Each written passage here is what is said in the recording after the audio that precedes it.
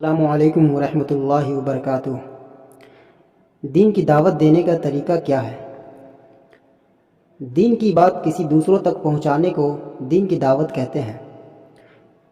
قرآن و حدیث میں اس کی بہت ساری ترغیبات آئی ہیں، اور اس سے بہتر کس کی بات ہو سکتی ہے جو خدا کی طرف بلائے اور نیک عمل کرے اور کہے میں فرما برداروں میں سے ہوں۔ اے محمد صلی اللہ علیہ وسلم، لوگوں کو سمجھاتے رہیے، کیونکہ سمجھانا ایمان والوں کو نفع دے گا۔ چاہے تم ایک ہی بات جانتے ہو اس کو پہنچاؤ۔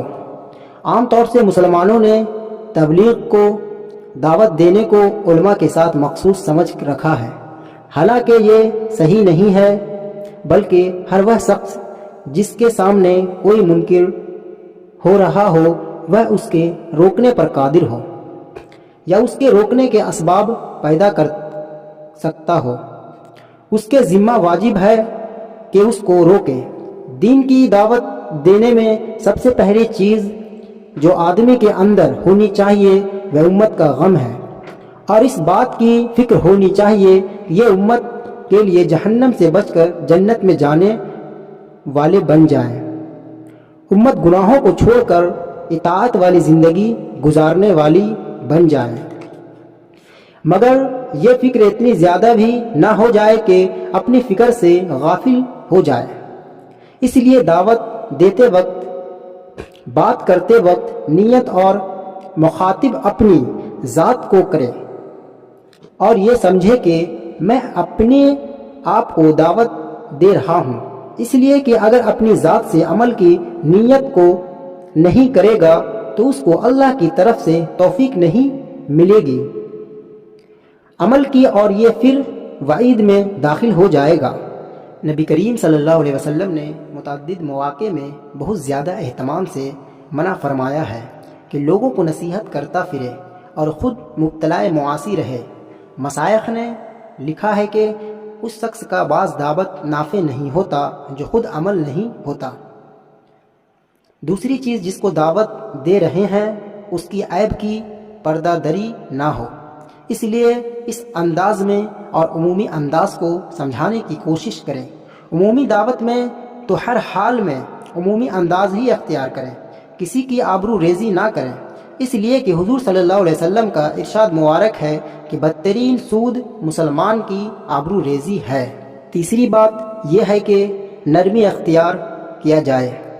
مامون رشید خلیفہ کو کسی شخص نے سخت کلامی سے نصیحت کی، انہوں نے فرمایا کہ نرمی سے کہو، اس لیے کہ اللہ جل شانہ نے تم سے بہتر یعنی حضرت موسیٰ علیہ السلام، حضرت ہارون علیہ السلام کو میرے سے زیادہ برے یعنی فرعون کی طرف بھیجا تھا، تو فرمایا تھا کہ تم اس سے نرم گفتگو کرنا کہ شاید وہ نصیحت قبول کر لے۔ چوتھی بات یہ ہے کہ صرف اور صرف اللہ کو راضی کرنے کے جذبہ سے دعوت دیں۔ جو بات اللہ کے لیے ہوگی وہ اپنے اندر اثر رکھتی ہے، جب اللہ کے لیے ہوگی تو بات اللہ دل سے نکالیں گے، اور جو بات دل سے نکلتی ہے جو دوسروں کے دلوں پر جلد اثر کرتی ہے۔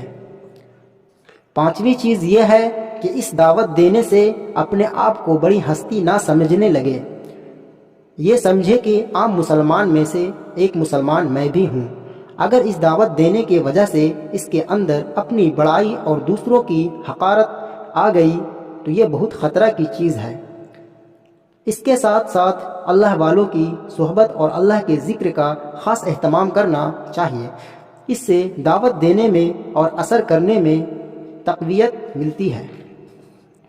اب جس کو دعوت دیتا ہے اس کو اچھے ناموں سے بلائے، اس سے سلام مصافحہ کر کے خیر خیریت پوچھ کر اس سے وقت لے، اور اگر اس کے پاس وقت ہے تو بیٹھ کر پوری بات سمجھائیں، خوب فضائل سنائیں۔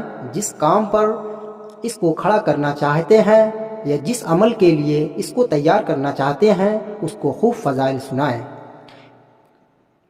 وعیدیں نہ سنائیں۔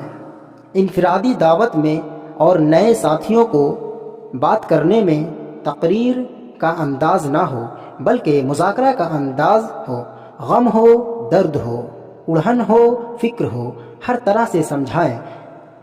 مثال دے کر بھی سمجھائیں، عام الفاظ میں بات کریں،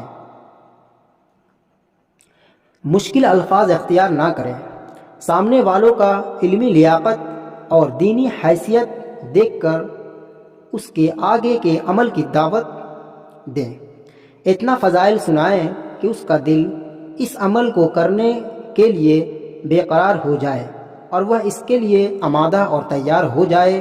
بات کے درمیان میں کبھی بھی اس کو طعنہ نہ دیں، برے القاب کا استعمال نہ کریں، خواہ کتنا ہی اعمال سے دور ہو، اس کی تعظیم کریں، اس کی عزت کریں، آخر میں دعا سلام کے بعد واپس ہوں اور آ کر اس کا نام لے کر خوب اللہ سے دعا کریں اور اللہ سے اس کو قبول کرائیں۔ دوستو، یہی تھا دین کی دعوت دینے کا طریقہ۔ اگر ہماری ویڈیو پسند آئی ہے دوستوں تو ویڈیو کو like and comment and share اور چینل کو سبسکرائب ضرور کریں۔